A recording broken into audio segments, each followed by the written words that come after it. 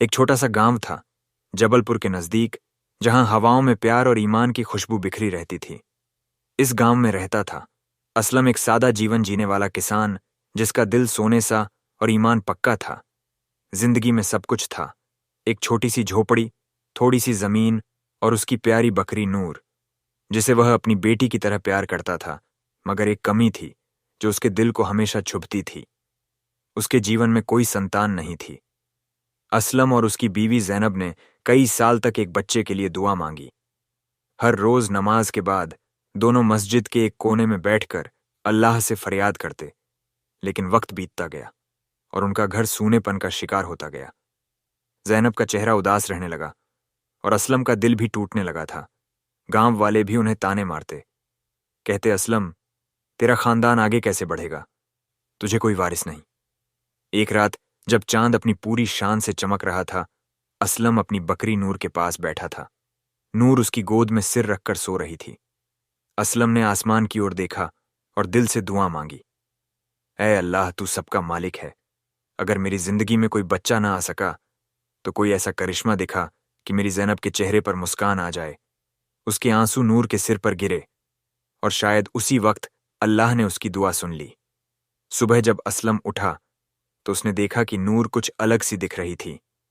उसकी आंखों में एक अजीब सी चमक थी और वह बार बार असलम के पास आकर उसे छूने की कोशिश कर रही थी। असलम ने सोचा, शायद नूर बीमार है, और उसने गांव के हकीम को बुलाया। हकीम ने नूर को देखा और हैरानी से बोला, असलम, ये बकरी तो किसी अजीब हालत में है। ऐसा लगता है जैसे ये किसी इंसान के बच्चे को जन्म देने वाली है। असलम के पैरों तले जमीन खिसक गई। ये क्या बकवास है हकीम साहब, बकरी और इंसान का बच्चा यह कैसे हो सकता है? हकीम ने सिर झुकाया और बोला। हकीम की बात सुनकर असलम का दिल धक धक करने लगा। उसका दिमाग जैसे सुन्न हो गया था। हकीम साहब, ये क्या कह रहे हो? यह तो अल्लाह के कायदों के खिलाफ है। असलम की आवाज में घबराहट और बेचैनी थी। हकीम ने गहरी सांस ली और बोला, असलम, मैं भी हैरान हूं, मगर नूर की हालत कुछ ऐसी है कि यह कोई साधारण बात नहीं। तू इसे घर ले जा और ख्याल रख, अल्लाह ही बेहतर जानता है कि क्या होने वाला है। असलम ने नूर को वापस अपनी झोपड़ी में ले आया। जैनब, जो रसोई में रोटियां बना रही थीं, ने असलम के चेहरे पर उदासी देखी। क्या हुआ मियाँ, तुम इतने परेशान क्यों हो? असलम ने सारी बात जैनब को बताई। जैनब की आंखें चौड़ी हो गईं और वह हंसते हंसते लोटपोट हो गई। अरे, यह हकीम भी ना बकरी और इंसान का बच्चा, ये कोई मजाक है। मगर असलम का चेहरा गंभीर था। उसने जैनब से कहा, मुझे नहीं पता सच क्या है, मगर नूर मेरी बेटी जैसी है। अगर अल्लाह ने कोई करिश्मा करना है तो हमें उस पर यकीन करना चाहिए। दिन बीतने लगे, नूर की हालत और नाजुक होती गई। वह कम खाने लगी और उसकी आंखों में एक अजीब सी उदासी छा गई। जैनब, जो पहले हंसी थी, अब नूर की देखभाल में लग गई। वह उसे अपने हाथों से चारा खिलाती, उसका सिर सहलाती और रात को उसके पास बैठकर दुआएं मांगती। गांव में यह खबर आग की तरह फैल गई। कोई हंसता, कोई ताने मारता, मगर असलम और जैनब ने किसी की परवाह न की। एक रात जब बारिश की बूंदें झोपड़ी की छत पर टपक रही थीं, नूर ने अचानक जोर जोर से मिमियाना शुरू किया। असलम और जैनब दौड़कर उसके पास पहुंचे। नूर तड़प रही थी और उसकी आंखों में दर्द के साथ साथ एक अजीब सा सुकून भी था। जैनब ने नूर का सिर अपनी गोद में रखा और दुआ पढ़ने लगी। अचानक एक चमत्कार हुआ। नूर के पास एक छोटा सा बच्चा था, एक इंसान का बच्चा, जिसकी आंखें नूर की तरह चमक रही थीं। असलम और जैनब स्तब्ध रह गए। बच्चे की किलकारी ने उनकी झोपड़ी को रोशनी से भर दिया। जैनब की आंखों से आंसू बहने लगे और वह बोली, ये हमारा बच्चा है असलम। अल्लाह ने हमारी दुआ सुन ली। मगर असलम के मन में सवाल उठ रहे थे। यह बच्चा आया कहां से? क्या यह सचमुच अल्लाह का करिश्मा था या कोई और रहस्य था? बच्चे की किलकारी ने असलम और जैनब के दिलों को सुकून दिया, मगर उनके मन में सवालों का तूफान उठ रहा था। झोपड़ी में सन्नाटा छा गया। बस बारिश की बूंदों की टप-टप और नूर की धीमी सांसों की आवाज सुनाई दे रही थी। जैनब ने बच्चे को अपनी गोद में उठाया। उसकी नन्ही आंखें, जो नूर की तरह चमक रही थीं, जैनब के दिल को पिघला रही थीं। असलम, देखो, ये कितना प्यारा है, इसे हमारा बेटा मान लें। जैनब की आवाज में उम्मीद और डर दोनों थे। असलम ने बच्चे को गौर से देखा। उसका चेहरा मासूम था, मगर उसकी मौजूदगी एक अनसुलझा रहस्य थी। जैनब, ये बच्चा अल्लाह की देन है, मगर गांव वाले क्या कहेंगे? वह हमें पागल समझेंगे। हमें पहले ये समझना होगा कि यह हुआ कैसे। असलम ने नूर की ओर देखा, जो अब थक कर चुपचाप लेटी थी। उसकी आंखों में एक ममता थी, जैसे वह बच्चे को अपनी जान से ज्यादा प्यार करती हो। सुबह होते ही गांव में खबर फैल गई। लोग असलम की झोपड़ी के बाहर जमा होने लगे। कोई हैरान था, कोई नाराज। गांव का मौलवी साहब भी बुलाए गए। मौलवी साहब ने बच्चे को देखा, नूर को देखा और फिर गहरी सोच में डूब गए। असलम, यह कोई साधारण बात नहीं। अल्लाह की मर्जी के बिना कुछ नहीं होता, मगर यह बच्चा, इसका जन्म एक इम्तिहान हो सकता है। तुम्हें सब्र और हिम्मत से काम लेना होगा। जैनब ने बच्चे को सीने से लगाया और बोली, मौलवी साहब, यह बच्चा हमारा है, चाहे दुनिया कुछ भी कहे, हम इसे पालेंगे। असलम ने जैनब की बात का समर्थन किया, मगर उसका दिल बेचैन था। गांव वालों की फुसफुसाहट और ताने उसे चुभ रहे थे। यह हराम है। असलम ने कोई जादू टोना किया होगा। ऐसी बातें हवा में तैर रही थीं। उस रात जब गांव सो गया, असलम मस्जिद में अकेला बैठा था। उसने अल्लाह से दुआ मांगी, ए मालिक, तूने हमें यह बच्चा दिया, मगर यह रहस्य क्या है? हमें रास्ता दिखा। तभी उसे एक सपना आया। सपने में एक रोशनी थी और उस रोशनी में नूर खड़ी थी। एक आवाज आई, असलम, यह बच्चा तुम्हारी मोहब्बत और ईमान की निशानी है। इसे प्यार दो, मगर तैयार रहो, क्योंकि इसका जन्म एक बड़े मकसद के लिए है। असलम की नींद टूटी।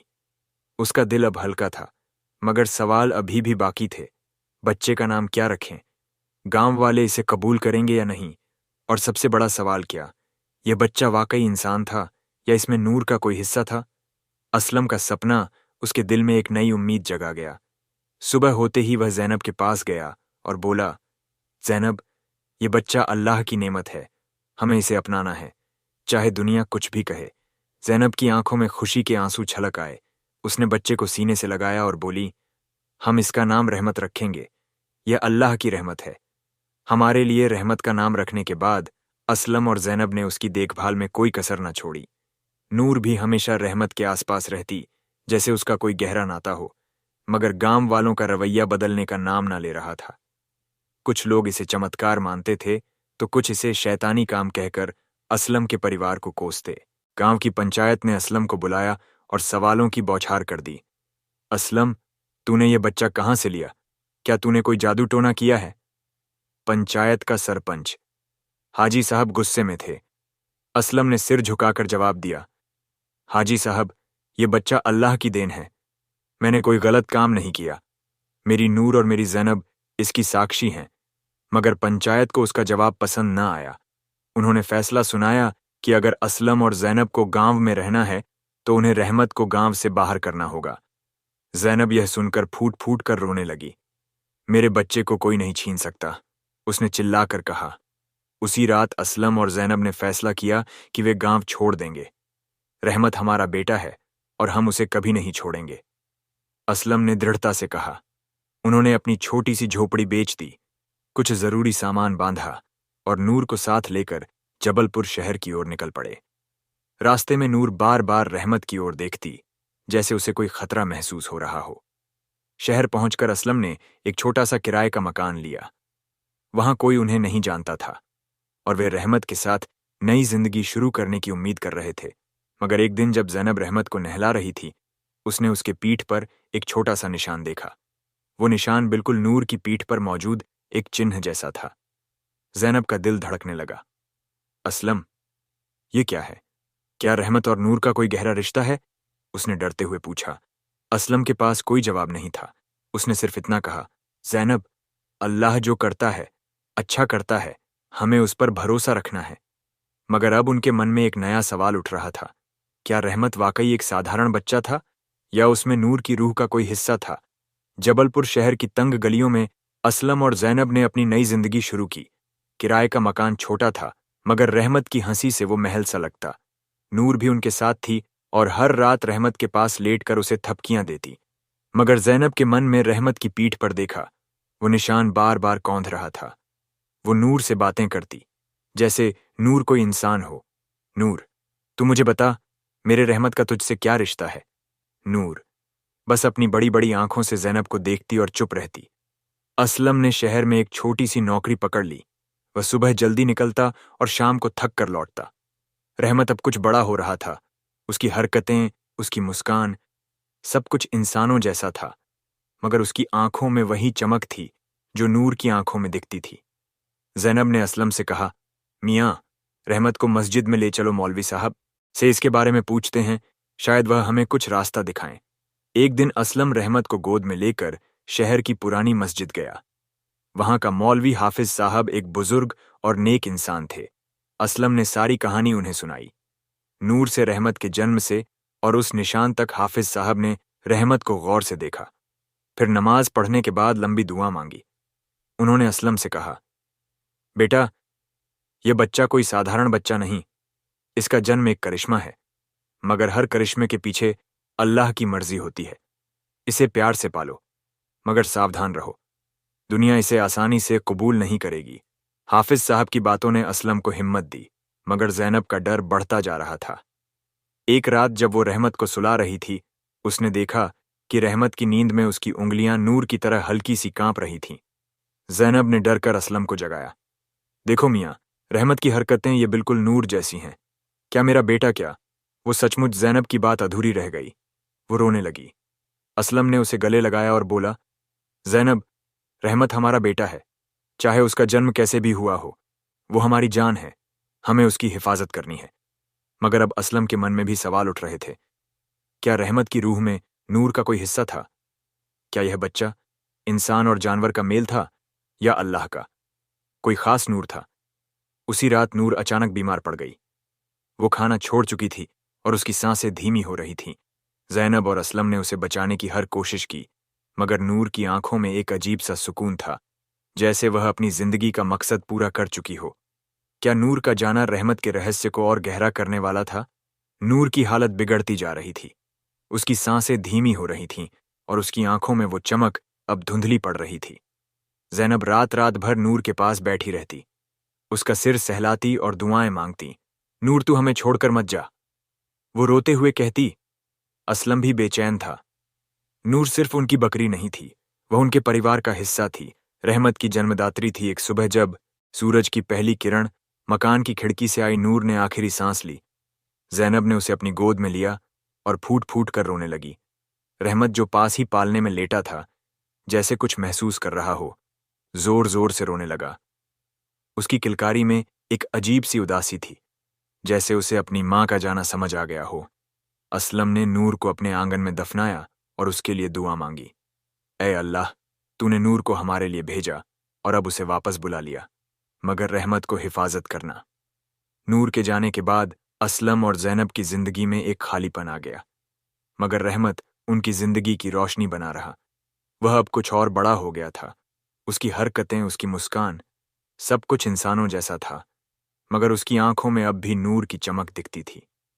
ज़ैनब ने एक दिन असलम से कहा, मियाँ, मुझे लगता है नूर की रूह रहमत में कहीं बसती है, वो हमें छोड़कर नहीं गई। असलम ने चुपचाप सिर हिलाया। उसे भी यही लगता था, मगर वह इस रहस्य को समझ नहीं पा रहा था। उसने फैसला किया कि वह हाफिज साहब से फिर मिलेगा। मस्जिद में हाफिज साहब ने रहमत को देखा और मुस्कुराए। असलम, यह बच्चा खास है, इसके जन्म में अल्लाह का कोई बड़ा मकसद है, मगर तुम्हें सावधान रहना होगा, दुनिया के लोग इसे आसानी से नहीं अपनाएंगे। हाफिज साहब की बात सच साबित होने लगी। शहर में रहमत की कहानी फैलने लगी थी। कुछ लोग उसे चमत्कार मानते तो कुछ उसे शैतानी बच्चा कहते। एक दिन कुछ लोग असलम के मकान के बाहर जमा हो गए और चिल्लाने लगे, इस बच्चे को यहां से ले जाओ, ये हमारी बस्ती के लिए खतरा है। ज़ैनब ने रहमत को सीने से लगाया और दरवाजा बंद कर लिया। असलम ने बाहर जाकर लोगों से बात करने की कोशिश की, मगर कोई सुनने को तैयार न था। उस रात जब रहमत सो रहा था, ज़ैनब ने असलम से कहा, मियाँ, हमें कहीं और चले जाना चाहिए। रहमत की हिफाजत के लिए हमें कोई ऐसी जगह ढूंढनी होगी जहां उसे प्यार मिले। असलम ने सहमति में सिर हिलाया, मगर उसके मन में एक सवाल बार बार उठ रहा था। क्या रहमत की सच्चाई कभी दुनिया को समझ आएगी, या यह रहस्य हमेशा उनके साथ रहेगा? असलम और ज़ैनब ने रातों रात फैसला किया कि वे जबलपुर छोड़कर कहीं और चले जाएंगे। रहमत की हिफाजत अब उनकी जिंदगी का सबसे बड़ा मकसद था। उन्होंने अपना छोटा सा सामान बांधा और एक पुरानी बस में सवार होकर एक दूर के गांव मालपुर की ओर निकल पड़े। मालपुर एक शांत और छोटा सा गांव था, जहां लोग एक दूसरे को जानते थे और आपसी मोहब्बत में यकीन रखते थे। असलम को उम्मीद थी कि वहां रहमत को एक नई जिंदगी मिलेगी। मालपुर में उन्होंने एक छोटी सी झोपड़ी किराए पर ली। असलम ने फिर से खेती शुरू की और जैनब ने रहमत की परवरिश में दिन रात एक कर दिया। रहमत अब 2.5 साल का हो चुका था। उसकी शरारतें, उसकी मासूम हंसी और उसकी चमकती आंखें गांव वालों का दिल जीतने लगी थीं। मगर असलम और जैनब ने उसकी असल कहानी किसी से नहीं बताई। वे डरते थे कि कहीं फिर से लोग उनके बच्चे को निशाना ना बनाएं। एक दिन गांव की मस्जिद में एक मेले का आयोजन हुआ। रहमत को जैनब ने रंग बिरंगे कपड़े पहनाए और मेले में ले गई। वहां रहमत की मासूमियत ने सबका ध्यान खींचा। एक बूढ़ी औरत, अम्मा जान, ने रहमत को गोद में उठाया और उसकी आंखों में देखकर बोली, इस बच्चे की आंखों में कोई जादू है, ये कोई साधारण बच्चा नहीं। जैनब का दिल धड़क गया। उसने हंसकर बात टाल दी, मगर अम्मा जान की बात उसके दिमाग में अटक गई। रात को जब असलम घर लौटा, जैनब ने अम्मा जान की बात बताई। असलम ने गहरी सांस ली और बोला, जैनब, हमें सच छुपाने की कोशिश करनी होगी। अगर गांव वालों को पता चला कि रहमत नूर से पैदा हुआ है, तो शायद वो उसे कबूल न करें। मगर रहमत की हरकतें अब और साफ होने लगी थीं। वो कभी कभी अजीब सी आवाजें निकालता, जो बकरियों की मिमियाहट जैसी थी। जैनब को यह देखकर डर लगता, मगर वह उसे और ज्यादा प्यार करती। एक रात जब गांव में तेज तूफान आया, रहमत अचानक बीमार पड़ गया। उसका बुखार तेज था और उसकी आंखों की चमक जैसे फीकी पड़ रही थी। जैनब और असलम ने गांव के वैद्य को बुलाया, मगर वैद्य ने कहा, इस बच्चे की बीमारी कुछ अलग है, इसे कोई हकीम देखे जो रूहानी इलाज जानता हो। असलम को हाफिज साहब की याद आई, मगर वह अब इतनी दूर थे। जैनब ने रहमत को सीने से लगाया और रोते हुए दुआ मांगी, ए अल्लाह, मेरे बच्चे को बचा ले। अगर यह नूर की रूह का हिस्सा है तो उसे ताकत दे। तभी रहमत ने अपनी छोटी सी उंगलियों से जैनब का हाथ थामा और उसकी आंखों में फिर से वही चमक लौट आई। क्या यह नूर की रूह थी जो रहमत को बचा रही थी, या यह बस जैनब का यकीन था? रहमत की तबीयत में सुधार होने लगा, मगर जैनब और असलम का डर कम नहीं हुआ। रहमत की आंखों में लौटी चमक ने उनके दिल को सुकून दिया। पर उस रात के बाद से जैनब को लगने लगा कि रहमत में कुछ और भी है, कुछ ऐसा जो नूर की याद दिलाता था। वो जब भी रहमत को अपनी गोद में लेती, उसे नूर की गर्माहट महसूस होती। असलम भी इस बात को नजरअंदाज नहीं कर पा रहा था। रहमत की हरकतें, उसका हंसना और कभी कभी उसकी अजीब सी आवाजें, सब कुछ नूर की मौजूदगी का एहसास कराता था। मालपुर गांव में अब तक रहमत की कहानी कोई नहीं जानता था, मगर अम्मा जान की बात ने जैनब को बेचैन कर दिया था। एक दिन अम्मा जान उनके घर आई। उनके हाथ में एक ताबीज था और वह बोली, जैनब, ये ताबीज रहमत के लिए है। इसकी आंखों में कुछ ऐसा है जो मैंने पहले कभी नहीं देखा। इसे पहना दे, ये इसे बुरी नजर से बचाएगा। जैनब ने ताबीज ले लिया, मगर उसके मन में सवाल उठ रहे थे। क्या अम्मा जान को कुछ शक हो गया था? उधर असलम को गांव में खेती का काम मिल गया था, मगर उसकी कमाई उतनी नहीं थी कि वह रहमत को अच्छी परवरिश दे सके। रहमत अब स्कूल जाने की उम्र का हो रहा था। जैनब चाहती थी कि रहमत पढ़े लिखे और एक अच्छा इंसान बने, मगर वह डरती थी कि स्कूल में लोग उसकी सच्चाई जान जाएंगे। एक दिन असलम ने जैनब से कहा, हमें रहमत को स्कूल भेजना होगा। वह और बच्चों की तरह है। हमें उसे दुनिया से छुपाने की जरूरत नहीं। अल्लाह उसकी हिफाजत करेगा। गांव के छोटे से स्कूल में रहमत का दाखिला हो गया। पहले दिन जब जैनब उसे स्कूल छोड़ने गई, रहमत ने उसका हाथ कसकर पकड़ लिया। उसकी आंखों में डर था, मगर साथ ही एक जिज्ञासा भी थी। स्कूल की मास्टरनी रुसाना बी ने रहमत को प्यार से अपने पास बुलाया। क्या नाम है तुम्हारा बेटा? उसने पूछा। रहमत ने धीमी आवाज में कहा। उसकी आवाज में एक मासूमियत थी जिसने रुखसाना बी का दिल जीत लिया। मगर स्कूल में कुछ बच्चे रहमत को अजीब नजरों से देखते। एक बच्चे ने उससे पूछा, तू इतना अलग क्यों है? तेरी आंखें तो बकरी जैसी चमकती हैं। रहमत को समझ नहीं आया कि क्या जवाब दें। वो चुपचाप अपनी किताब में देखने लगा। उस रात जब वो घर लौटा, उसने जैनब से पूछा, अम्मी, मेरी आंखें बकरी जैसी क्यों हैं? जैनब का दिल बैठ गया। उसने रहमत को गले लगाया और कहा, बेटा, तुम्हारी आंखें खास हैं, वो अल्लाह की रोशनी है। मगर जैनब जानती थी कि यह सवाल अब बार बार आएंगे। रहमत की सच्चाई को छुपाना मुश्किल होता जा रहा था। क्या वो दिन दूर नहीं था जब रहमत खुद अपनी हकीकत जानना चाहेगा? रहमत की मासूम सवालों ने ज़ैनब के दिल को और भारी कर दिया। हर रात जब वह रहमत को सुलाती, उसकी आंखों में नूर की छवि देखती और उसे डर लगता कि कहीं दुनिया उसकी इस अनमोल देन को न छीन ले। असलम भी अब चुप रहने लगा था। वह दिन रात मेहनत करता ताकि रहमत को बेहतर जिंदगी दे सके, मगर गांव में फुसफुसाहटें बढ़ने लगी थीं। कुछ लोग कहते, रहमत की आंखें सामान्य नहीं, उसमें कोई रहस्य है। स्कूल में रहमत धीरे धीरे सबका प्यारा बन रहा था। रुसाना भी उसकी तारीफ करती।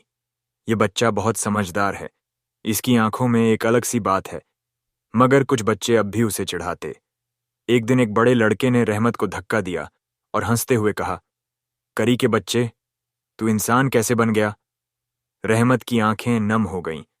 वह भागकर घर आया और ज़ैनब की गोद में छिप गया। अम्मी, वो मुझे बकरी का बच्चा क्यों कहते हैं? मैं तो आपका बेटा हूं ना। ज़ैनब का गला रंध गया। उसने रहमत के सिर पर हाथ फेरा और कहा, बेटा, तुम मेरी जान हो। लोग जो कहते हैं उसे दिल से मत लगाओ। तुम अल्लाह की रहमत हो। मगर उस रात जब रहमत सो गया, ज़ैनब ने असलम से कहा, मियाँ, हमें रहमत को उसकी सच्चाई बतानी होगी। वो अब बड़ा हो रहा है। अगर हमने उसे नहीं बताया तो दुनिया उसे और तकलीफ देगी। असलम ने गहरी सांस ली। ज़ैनब, वह अभी छोटा है। अगर हमने उसे बताया कि वह नूर से पैदा हुआ है, तो क्या वह इसे बर्दाश्त कर पाएगा? और क्या दुनिया उसे कबूल करेगी? दोनों रात भर इस बात पर सोचते रहे। आखिरकार उन्होंने फैसला किया कि वे रहमत को अभी सिर्फ इतना बताएंगे कि वह अल्लाह का खास तोहफा है। एक दिन मालपुर में एक सूफी बाबा आए। लोग कहते थे कि वह लोगों के दिल की बात पढ़ लेते हैं। ज़ैनब और असलम ने सोचा कि शायद वह रहमत के रहस्य को समझ सकें। वे रहमत को लेकर बाबा के पास गए। बाबा ने रहमत को देखा, उसकी आंखों में गहरे झांका और फिर मुस्कुराए। ये बच्चा रूहानी ताकत का मालिक है। उन्होंने कहा, इसका जन्म एक करिश्मा है, मगर इसके साथ एक बड़ा इम्तिहान भी है। इसे प्यार दो, मगर इसे दुनिया की सच्चाई के लिए तैयार भी करो। बाबा की बातों ने असलम और ज़ैनब को हिम्मत दी, मगर एक नया डर भी पैदा किया।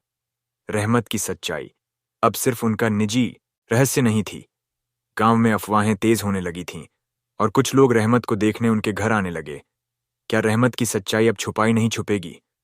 और क्या बाबा की बात का मतलब था कि रहमत के लिए कोई बड़ा मकसद इंतजार कर रहा था? सूफी बाबा की बातों ने असलम और ज़ैनब के दिल में एक नई उलझन पैदा कर दी। रहमत अब 4 साल का हो चुका था और उसकी मासूमियत के साथ साथ उसकी समझ भी बढ़ रही थी। वह स्कूल में अच्छा पढ़ता, मगर उसकी आंखों की चमक और कभी-कभी उसकी अजीब सी हरकतें अब भी लोगों का ध्यान खींचती थीं। गांव में अफवाहें अब और तेज हो गई थीं।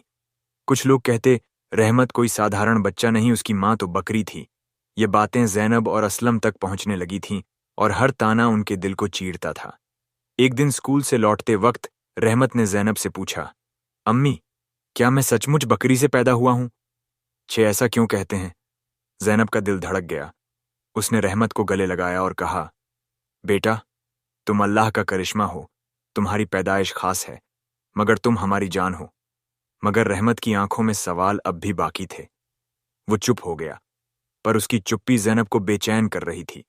असलम ने फैसला किया कि अब वक्त आ गया है कि रहमत को उसकी सच्चाई का कुछ हिस्सा बताया जाए। एक रात जब चांद आसमान में चमक रहा था, असलम और ज़ैनब ने रहमत को अपनी गोद में बिठाया। असलम ने धीरे से कहा, रहमत, तुम्हें अल्लाह ने हमें एक खास तरीके से दिया। हमारी नूर जो एक बकरी थी, उसने तुम्हें इस दुनिया में लाने में मदद की। मगर तुम हमारा बेटा हो और हम तुमसे बहुत प्यार करते हैं।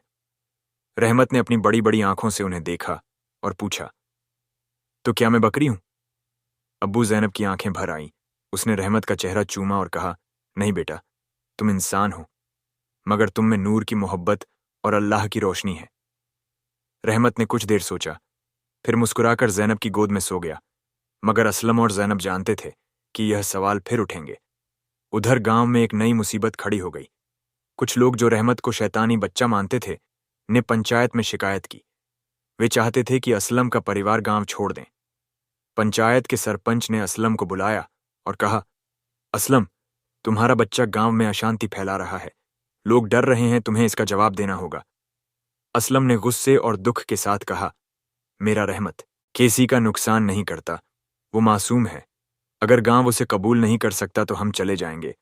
उस रात असलम और जैनब ने फिर से सामान बांधना शुरू किया, मगर इस बार रहमत ने उनका हाथ पकड़ा और कहा, अम्मी, अब्बू, मैं कहीं नहीं जाऊंगा, ये मेरा गांव है।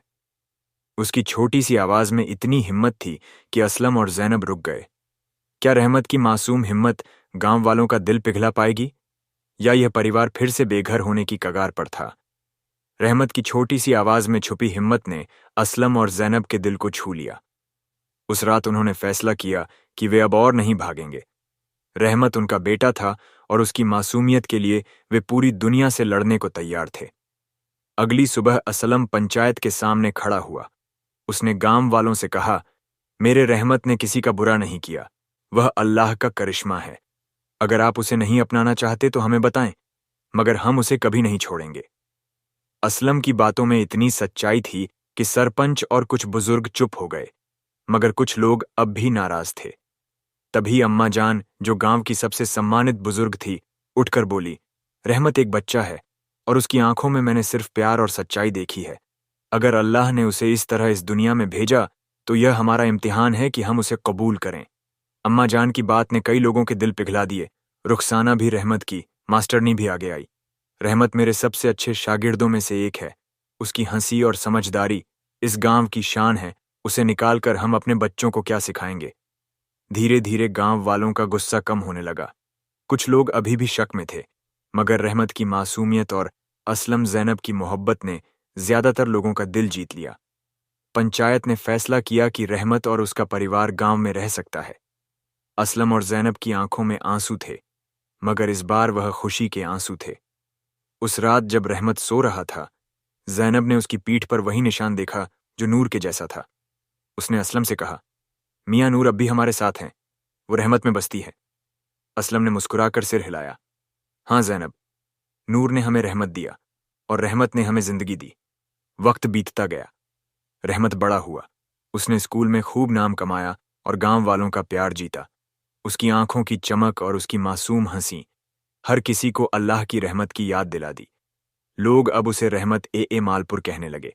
असलम और जैनब को यकीन हो गया था कि रहमत का जन्म कोई साधारण बात नहीं थी। वो अल्लाह का एक खास मकसद था, प्यार, एकता और इंसानियत का पैगाम फैलाने का। एक दिन जब रहमत 7 साल का हुआ, उसने जैनब से पूछा, अम्मी, क्या मैं नूर को देख सकता हूं? जैनब ने हंसकर कहा, बेटा, नूर तुम्हारे अंदर है, उसकी मोहब्बत ने तुम्हें हमें दिया। रहमत ने अपनी चमकती आंखों से आसमान की ओर देखा और मुस्कुराया, जैसे उसे नूर की रूह का एहसास हो गया हो। और इस तरह असलम, जैनब और रहमत की छोटी सी दुनिया में अल्लाह की रहमत हमेशा बरसती रही। उनकी कहानी मालपुर के हर घर में सुनाई जाने लगी। एक ऐसी कहानी जो मोहब्बत, ये